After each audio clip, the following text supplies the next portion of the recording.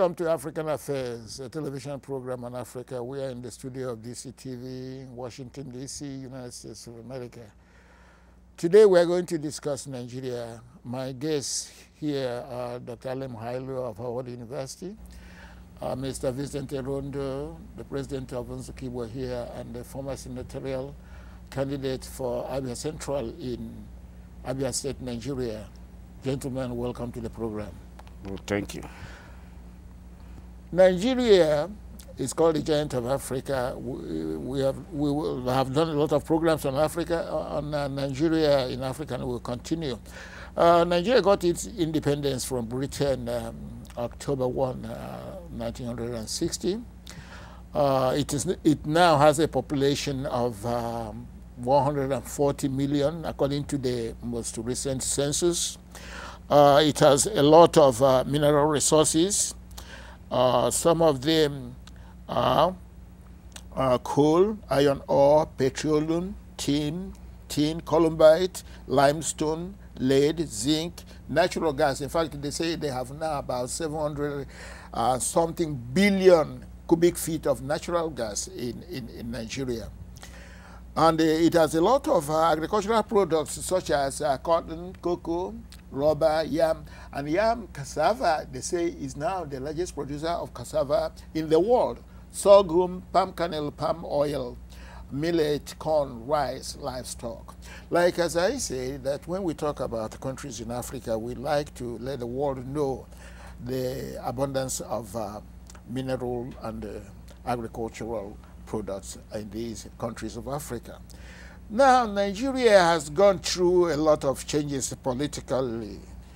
It has had many years of military reign, more years than civilian reign. And this year, we witnessed election, a general election. When, after the election, power was transferred from one elected government to another elected government.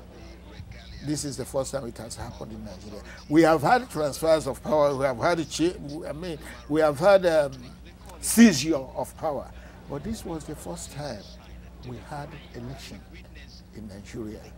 One elected government transferring to another elected government. There was one thing they said during the inauguration. They said that the current president is the third elected in Nigeria. I was thinking that they are wrong, because it would be the fourth elected.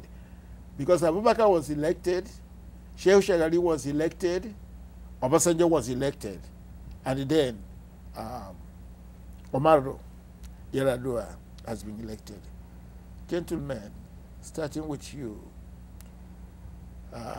Vincent Erondo, what can you tell us about the election? We have had a lot of information about what went on during the election. You went home too, and you contested the election as a senatorial candidate. Will you tell the world through this medium what you witnessed about the election? Was it free and fair? Was there any transparency? Thank you. Talking about Nigerian election, particularly the one for 2007, which I was a participant, I also tried my hand in 2003.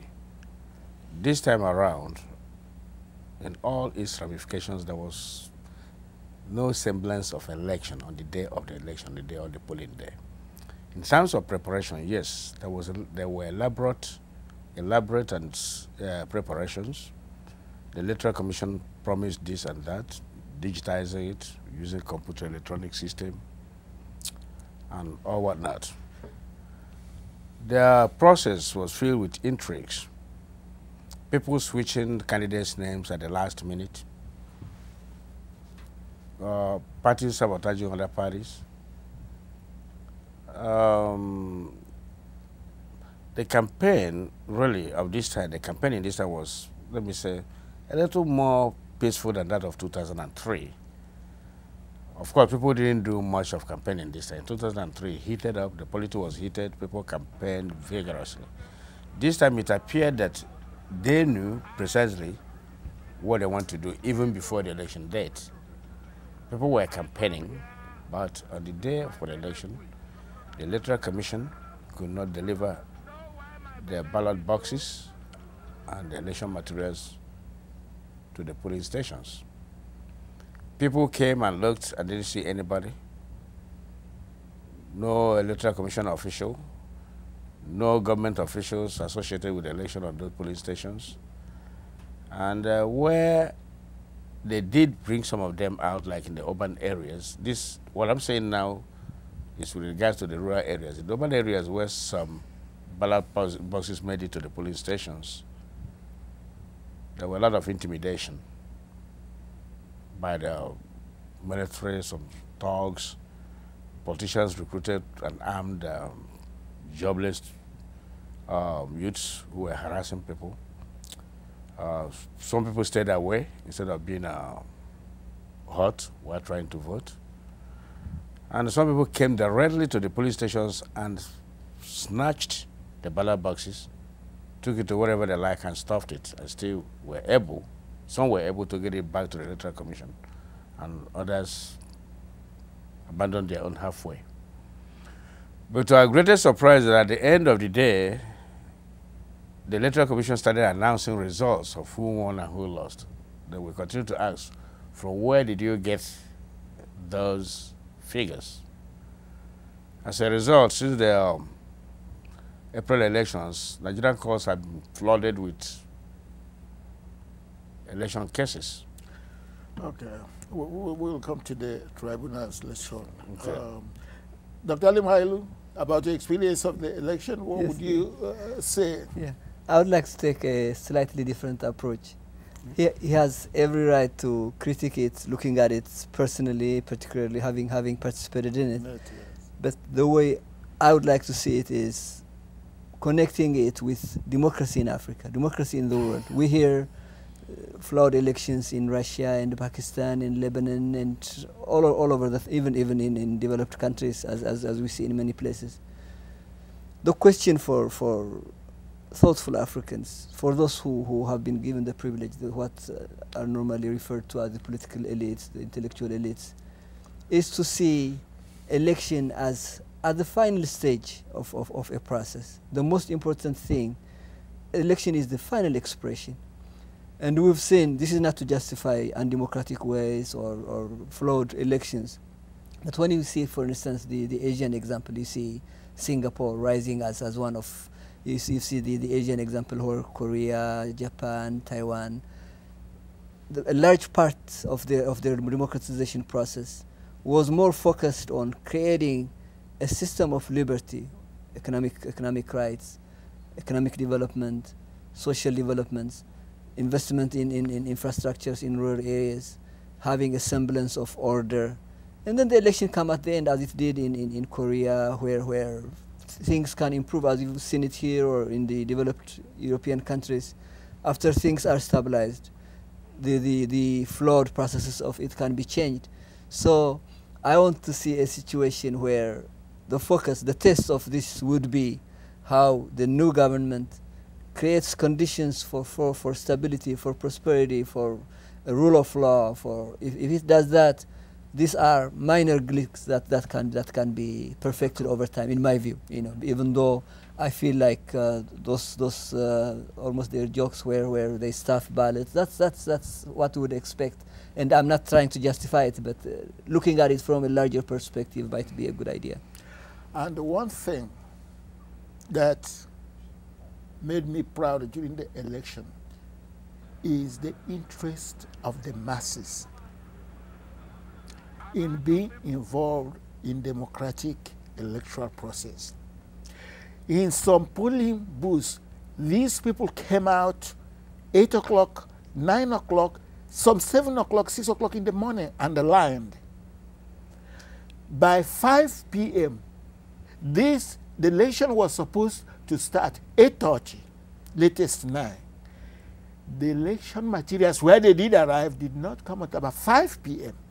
These people still stood in line. Look at the thirst for being involved in the electoral process to have a process where they would have a say in the choice of leadership. They stayed in the line. Despite these anomalies, these atrocities, they distributed vans, appropriated large sums of money. The police was in training for a year or two before the election. And yet, the INEC would come and tell the world that they could not get to a location because of the terrain. Why didn't you start a day earlier? You have the transportation. Why didn't you start 2 days earlier? Election materials were all, produced and shown to the members of the government and the legislators. And yet, people stood in line. When in some areas, they stood in line, when in some areas the election did not take place, they went home.